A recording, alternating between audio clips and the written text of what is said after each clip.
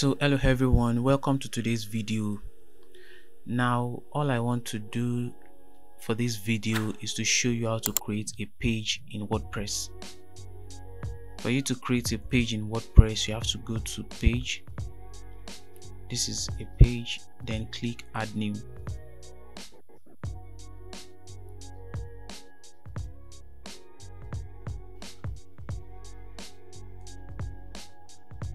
So you just put this title of your page. I'll put sample page.